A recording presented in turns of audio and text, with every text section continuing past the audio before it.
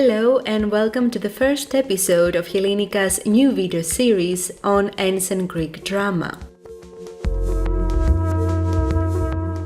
Drama is enjoyed worldwide, in theaters, cinemas, through our own TV sets and electronic devices. But did you know that its roots take us back to ancient Greece?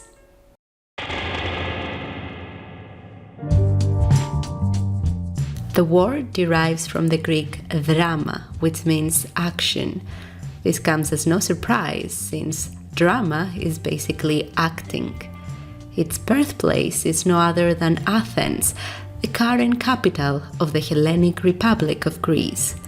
When visiting Greece, however, you can visit another city that bears the same name, Drama, in northeastern Greece.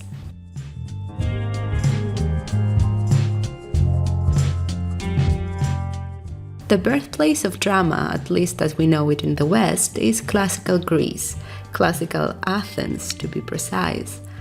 Around the 5th century BC, ancient Greeks started incorporating choirs and dance choreographies called dithyrambs in the worship of the pagan god Dionysos.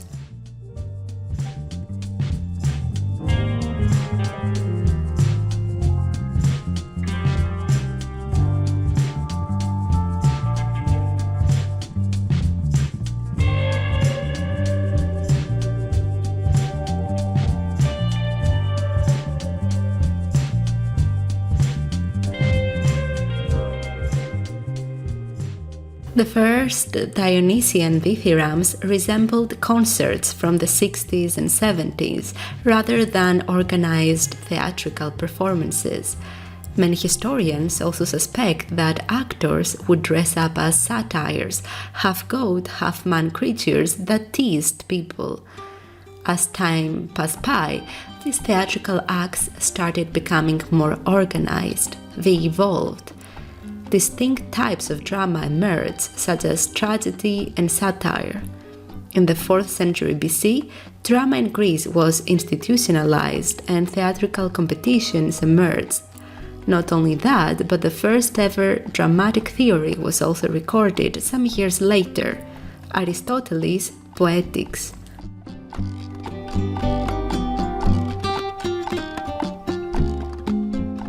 In the ancient theatre of Dionysos, near the Acropolis of Athens, the first ever theatrical competition started taking place.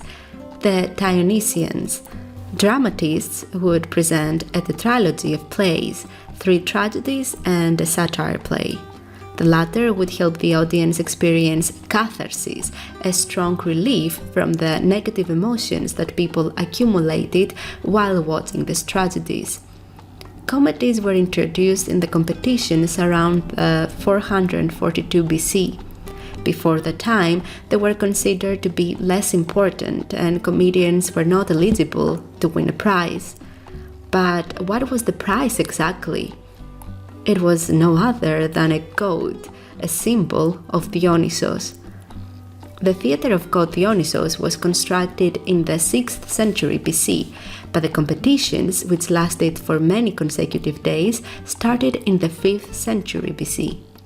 During these competitions, judges and spectators would sit down and enjoy the plays. At first, Athenians were able to watch the plays for free. Later, middle and upper class Athenians and foreigners were required to purchase a ticket. People facing financial problems were able to watch for free. The city-state would cover the costs. Ancient Athenians believed that theatre had a positive impact on human psychology. Every Athenian citizen had to participate. Crowds of people would be gathering in the theatre with snacks and drinks from morning till sunset, watching the plays and discussing the plot with each other.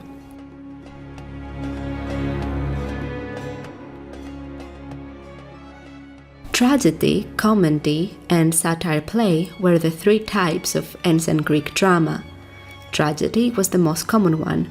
It really translates to the song of the goat, probably because of the goat dress-up in the Dionysian dithyrambs, which were the predecessors of tragedy. But there are also numerous other theories, for example, that the name is connected to the prize that was offered to the winners of the theatrical contest, which was no other than the goat. Tragedies were inspired by the stories that had been told for centuries in Greece, the Greek myths, stories of heroes and heroines, gods and goddesses, but the main focus was not the glory of these heroes and divine beings, but rather the suffering of the humans in the stories. In Helinika's Greek mythology videos, we focused on characters such as Jason and Odysseus. In this series, we will be discussing tragic characters such as Medea and Helen of Troy.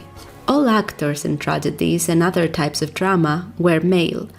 They would play even the women's roles. Actors wore masks, and they also wore shoes that elevated their bodies. There was a chorus, a choir that also danced. Violent acts would not be shown on stage, and several devices were used to create visual effects, but we will talk on this subject on a different video. Satire plays were something between a comedy and a tragedy. They resembled the dithyrambs the most, meaning that they were the most chaotic and obscene plays that were presented to the audience. The actors would dress up as satyrs, goat-like creatures with a big sexual appetite. An example would be the play Cyclops of Euripides, which narrates the encounter of Odysseus with Cyclops Polyphemus. Comedies were the opposite of tragedies. The word translates to laughter-provoking songs. Comedies had happy endings and had an overall more uplifting mood. The characters, though, were less inspiring. Aristotle would describe them as worse than the average person, whereas tragic heroes and heroines were better than the average person. The Greek who really influenced comedy was Aristophanes. He wrote 40 comedies and he is known as the father of comedy. His works were very similar to satire plays since they involved obscene language and actions, and a lot of the events had a tragic tone to them. He would also criticize and make fun of the political and philosophical personalities of his time, including Socrates. Aristophanes' plays resemble what we now consider a satirical play.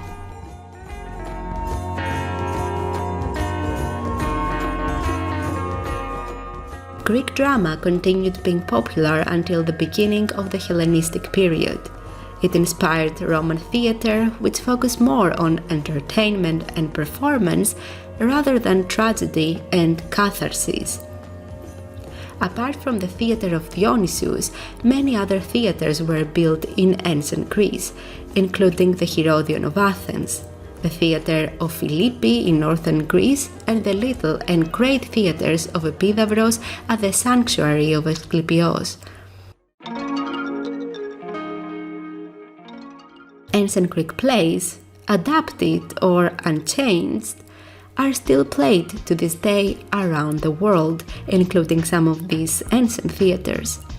Playing at the annual cultural festival of Epidavros is a great achievement for theatre actors and actresses. Next time you visit Greece, check whether there are any ancient Greek plays performed in the Herodion of Athens or the Epidavros.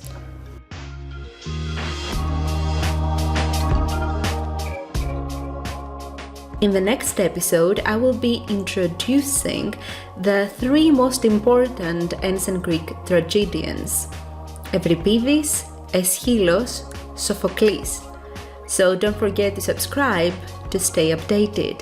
If you enjoyed watching this video, don't forget to like, share, and again subscribe. And I will see you again on Monday with a Greek language video. Have a wonderful day. Bye!